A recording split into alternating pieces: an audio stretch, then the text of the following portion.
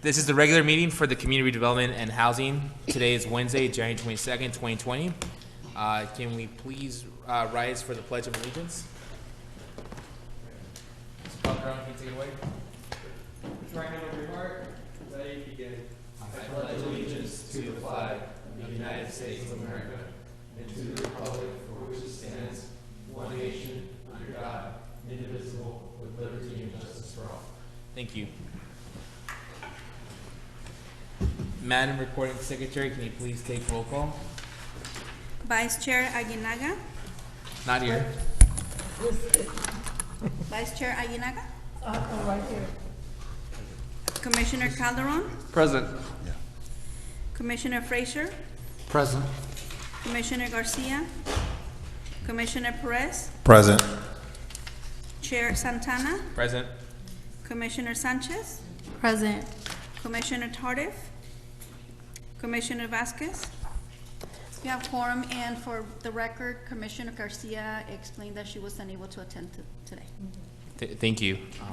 Probably sorry to running behind. Okay, seeing quorum, this meeting is now officially called to order. This is a time for the commission to consider matters from the consent calendar, items 1 through 4. Do I have a motion to consider items 1 through 4? I move. Seeing aye. Can you second? I second. Thank you. All those in favor, please say aye. Aye. All those opposed, say nay. Matter carries. Moving on to the business calendar. We'll now consider matters under the business calendar. The first item on the business calendar is item number 5, public hearing for this substantial amendment to the fiscal year of 2019 through 2020 annual action plan to reallocate community redevelopment block grant funds.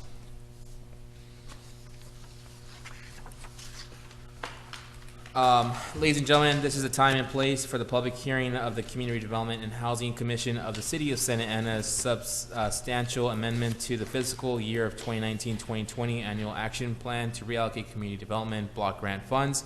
First, will staff please provide a summary of all staff reports? Thank you, Mr. Chairman. I'd like to invite Ms. McKell Daly to present our staff report on this item. Thank you. Good afternoon. So the substantial amendment on June 4th, the City Council approved the fiscal year 2019-20 annual action plan. But since then, the approval of 2 new eligible street improvement projects have been identified. One's on Bishop Street from Flower to Main, and the other one's on Rate Street from 5th to Civic Center. Additionally, unspent funds are needed for an existing Cdbg activity, which is to reconstruct curb ramps to be ADA compliant near elementary schools around the city, all in locations that are low income and considered Cdbg eligible. And so we recommend that the Commission recommend to the City Council to approve a substantial amendment to the fiscal year 2019-20 annual action plan to reallocate and reprogram $2,181,207. These are unspent funds from previous years to these 2 new projects and also to the existing activity to do more curb ramps throughout the city. Do you have any questions? Ms. Perez? The unspent money, can you tell me a little bit of, I know sometimes projects don't get off board, some things happen. Where did we receive this unspent money? Where have we not spent it? Of course, yeah, I can answer that. I can answer that question. The $1,687,000 of the $2.1 million was a commitment that was made to an affordable housing project called North Harbor Village. That was approved by the Commission back in the fall of 2018, I think, and then approved by City Council and the Housing Authority Board in March 2019. We had committed those funds. We had approved those funds in the annual action plan and then committed those funds to an affordable housing project. But the problem that we face is that the Cdbg program has something called a timely expenditure requirement. The timely expenditure requirement evaluates and measures whether or not an entitlement jurisdiction such as ourselves is fully spending the CDBG program funds under our responsibility, right? And it's measured every year on May 1st. And if the entitlement jurisdiction is not fully spending their CDBG program funds, then after a second year of being in noncompliance, a city could be penalized and a portion of their CDBG program funds could be reduced proportionate to the amount of funds that they're underspending. And so with the pre-commitment of $1.6 million in funds to the North Harbor Village project, it's an 89-unit permanent supportive housing project being developed by Jamboree Housing, if you recall. We essentially tied up that $1.6 million in that project, and we are unable to draw it down and are unable to expend the funds until the developer secures all the remaining financing to actually develop the project. And that way we can enter into a loan agreement and develop and draw down those funds. So meanwhile, so we had tied up that $1.6 million. Meanwhile, we're facing this timely expenditure requirement. And so what we have to do here is reallocate these funds to projects that are CDBG eligible that can expend the funds quickly before May 1st. And it really isn't something that we could have foresaw. The lesson, you always look for what's the lesson here, right? Well, the lesson that we're moving forward on is don't make our CDBG program funds available for multifamily housing projects. And that's a bittersweet pill, because you need as much funding as possible to develop affordable housing, and to say, okay, you can't use this source because you're facing this timely expenditure requirement, you can't tie up those funds. That's a what do they call it? A wicked problem. Yeah, slippery slope. Mm-hmm. Yeah. So that is to summarize what I just said in very succinctly. We committed $1.6 million to an affordable housing project.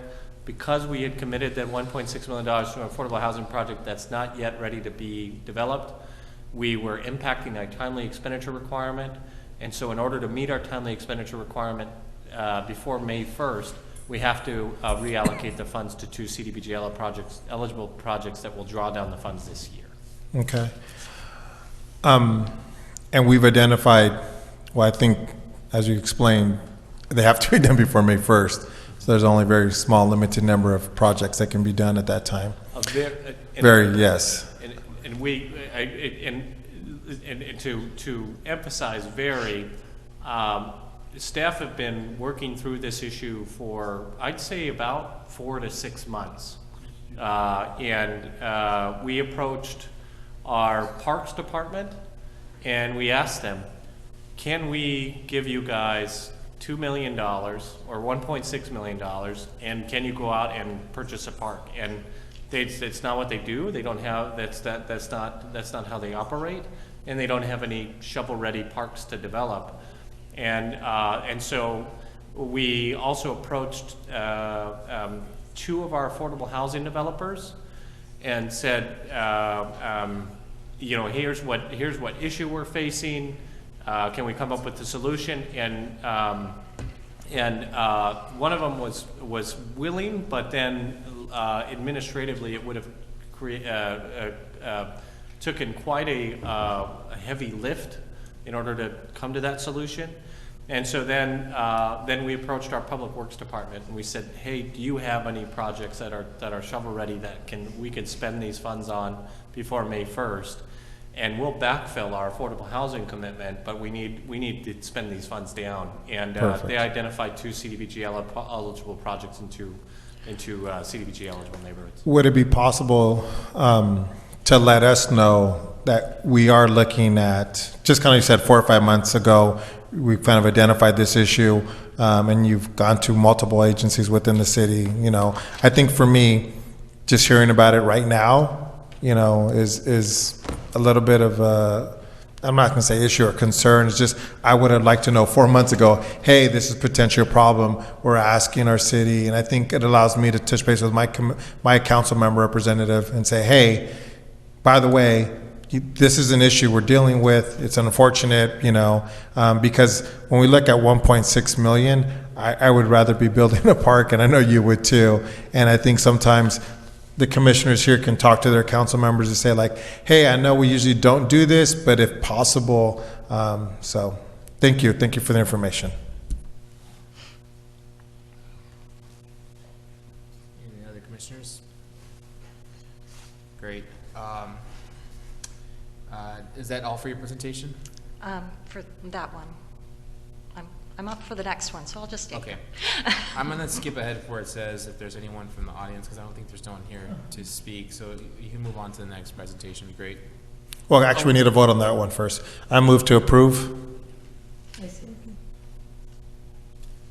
That is not on the script. So You open the public hearing on this item, and then you'll want to close the public hearing, right? And then move the item for a vote. awesome, Mr. Chairman. Okay, so seeing that there's no any public comment, I'll open up. We got second. Okay, so Mr. Perez makes a motion, Ms. Aguilar makes a second. All those in favor say aye. Aye. All those abstain. Cool. Item moves forward. Can you? Okay, so moving on.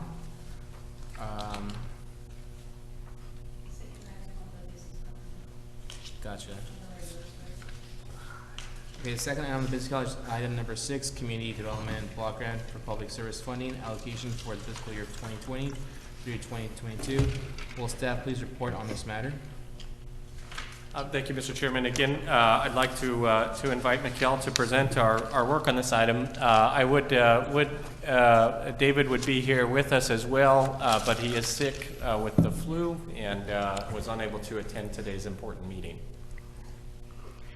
Okay, so as far as the CDBG item, some very important changes were made this year, so I just wanted to note that. Prior to the release of the application, we formed the ad hoc committee with 3 commissioners and 1 staff. We created a new rating rubric with the commissioners and staff working together, and also turned it into a 2-year funding cycle for the nonprofit organizations that were applying. And so as of December 16th, the close of the application, we received 32 applications requesting over $3.5 million and in CDBG funds, and our funding allocation is a little bit less than $2 million for a 2-year period. So the ad hoc committee had several meetings and made some decisions by rating and reviewing the applications, and came up with 24 of the highest rated applications to be considered for approval for 2 years of funding. The amount recommended for funding is equal to 15% of the expected CDBG allocation for the grant year 2020 and 2021. The HUD awards, that's estimated based on what we've received in the past because we don't know what we will get in the future. And so it's a total of $1,710,346 million. I think I said that wrong, for public services, and $120,000 for fair housing services, because fair housing is funded a little bit. It's out of a different category, so it isn't in competition with the other nonprofits. So the ad hoc committee is recommending the commission approve their recommendation of funding to the city council. A list of organizations recommended and not recommended is included in Exhibit 1, and a list of summaries of the programs that have applied is listed in Exhibit 2. So you have all of the information in front of you, and I wanted to just kind of open it up to the commissioners that served on the ad hoc committee if they wanted to add anything to what I've provided. I would give the opportunity to Mr. Perez. I just want to really thank city staff and all of our fellow commissioners. I know this process is difficult, and just really want to thank everybody working with fidelity and integrity in this process. And it was definitely a difficult decision, but I really appreciated everyone's process and time and energy through it, and really excited to move this item forward. Thank you. If I can just add, we made some recommendations that all applicants stick around for the whole process. As far as like other applicants applying, I think it's something that we want to include. I don't know if that's possible. Mr. Chairman, so you're recommending that next year, when the presentations are done, that all nonprofits attend the presentations? Mm-hmm. We can note that down, and it'll be 2 years from now, right? Well, I'll try and remember that, obviously, and we'll all try to remember that for sure. That we want the nonprofits to sit through the presentations of all the other nonprofits, and so we'll make it we'll make it mandatory as part of the application process. I'd like to ask a question. Why would we do that? Just more for accountability, seeing that there are questions that are being raised by the commission, just because some organizations fell short of like their benchmark goals, and so we want to make our applicants see that we're doing our due diligence by asking those questions. That just for that purpose, Mike. I would tend to disagree with doing that. It's just making people sit there for longer than they really need to. If you're sitting for 80 Gs, I think I would sit there for the day. So, but I could disagree. I mean, what is the pleasure of the commission? I tend to disagree as well. I think that by us stepping into their process and telling them what they need to do to be better prepared, that it's kind of overstepping our bounds as the commission that we are. I think it's a great thing that they should want to do on their own, but I think that putting them in a forced position is not, I don't think that's a good thing. This is a good discussion. We could That's discuss it fine. We'll move at much greater length and detail when we bring back the CDBG application. It'll be about 1.5 years from now. I didn't mean to say 2 years, about 1.5 years from now. But I'd like to have a good argument. Awesome. Okay, I give up. Uh-oh, somebody's feisty today. You still here on the 2 years?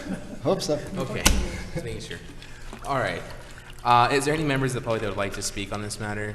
Seeing none, I'll go ahead and close it. Point of order, Chairman. Yes.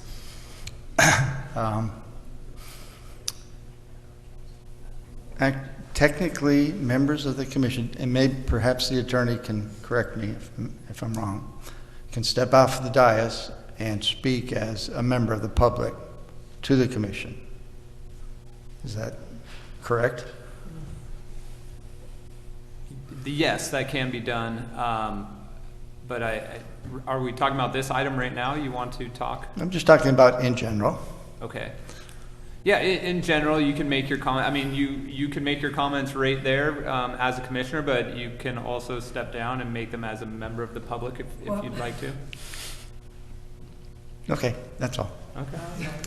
I move Would to you like approve. to say something, Mike? Thank you. Okay, he's gonna go down there to his. No, I just said it. I move to approve. Awesome. Can you get a second? I second. Second amendment. All those in favor, please say aye. Aye. All those opposed? Great. The item moves forward. Now we're moving to public comment. Does the public have any comments they wish to share with the commission? Seeing none, go ahead and close public comment. Staff member comments. I just want to congratulate the commission on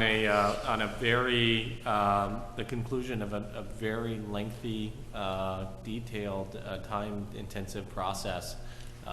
It was tremendous to see the unanimous vote, and with little to no discussion, meaning that all the discussion was had, previously, and all the thought and attention was put into this process previously, and.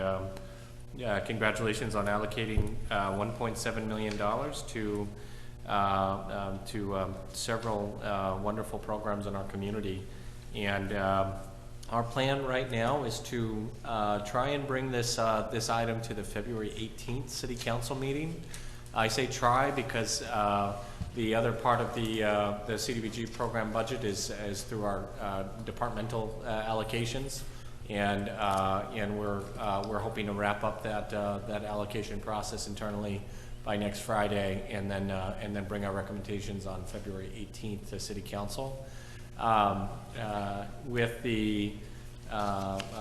your council members, we know there's always one or two organizations that are not funded, that get frustrated and disappointed that they're not being funded, or they're not being funded at the level that they requested, and your council members and our elected officials, as you are very busy and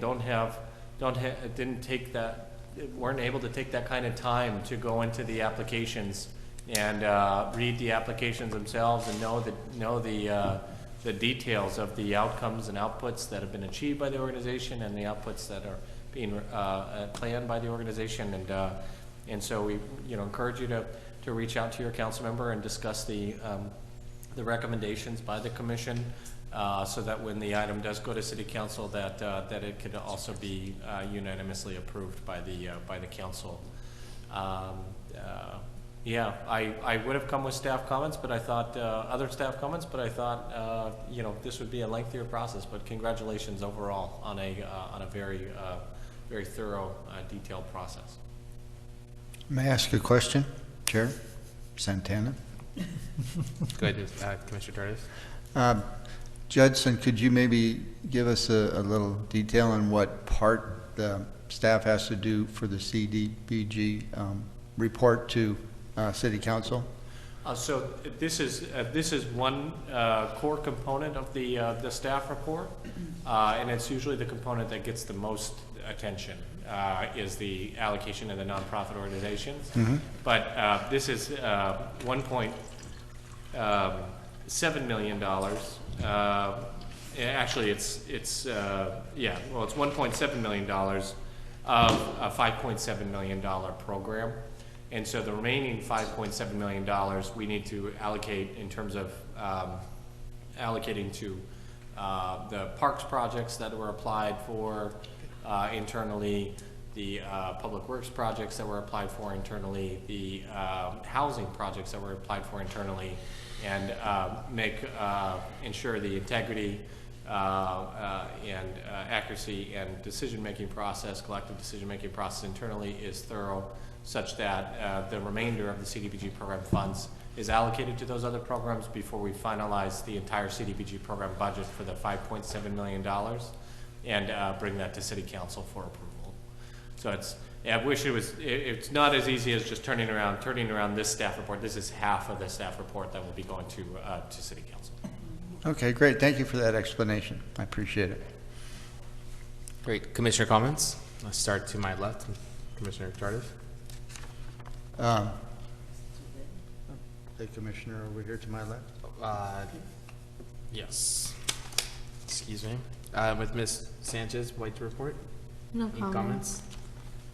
Commissioner Tardif. I'd like to thank staff and the ad hoc committee for a great job putting it together for us. Makes it very easy. Thank you. Thank you, Commissioner Tardif. Commissioner Calderon. No comments. Commissioner Frazier. Well, thank you. These are final comments, correct? Final comments. Okay. I'm just curious, and I'm not sure if this is the appropriate time to bring it up, but I'm going to do it anyway. The depot at Santiago, when they brought that development to us, they talked to us about retail space in the bottom of it, and they built it up. And I'm curious as to whether there was anything in their agreement for having to have that space filled in a timely manner, now that we're at, what, 2 years that they've been open? A year that they've been open? There was not. Our affordable housing loan agreement tied directly to the affordable housing that was provided on site. We didn't have any timelines on the development of the retail component on the bottom floor. Okay, thank you. Commissioner Perez. Yes, I really want to thank city staff, Mikkel and Dave, have just been unbelievable throughout this process, not only the CDBG, but also the ESG funding. And just really want to thank city staff for all their hard work, dedication during this process. Thank you. Thank you, Commissioner Aguinaga. I will echo what Commissioner Perez says. Thank you, staff, for being so diligent and working so hard on this. This is not an easy task, especially when we have to decide who's gonna get the money and how much they're gonna get. And I know we're gonna make some people angry, but it is what it is. Thank you so much, Jason, for it. Thank you, lawyer. And I wanna ask a question, Jason. What happened with the project in Main Street? The It's going on, right? 5th and Main Street project? No, in Civic Center in Main. The one in front of Norm's.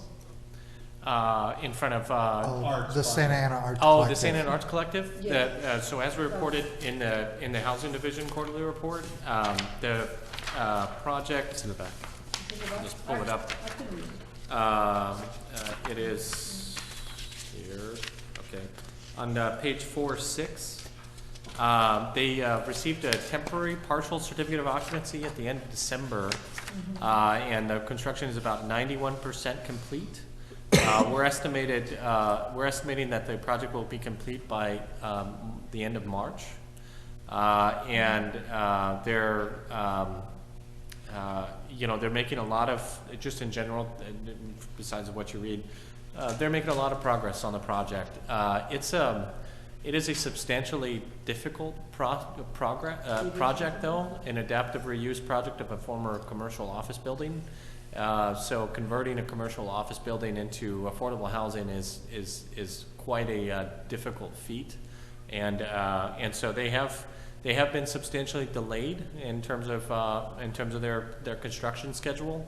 But we're very confident they're going to complete the project this spring, and we're looking forward to getting out there and celebrating the ribbon cutting with all of you. Thank you. I would be, I want to ask you, what is the impact? Do you have any numbers of the impact of traffic For that project? for that project? I do not. I do not. The project entitlements were approved by City Council, I believe, in 2016. And so the traffic studies that were done prior to the approval of the entitlements for that project were. But in terms of the construction, we do understand that some of the construction work they've had to close down the street, and we have been aware of that, which it's just unavoidable with a large multi-family, multi-million-dollar project like that. Thank you, Jason.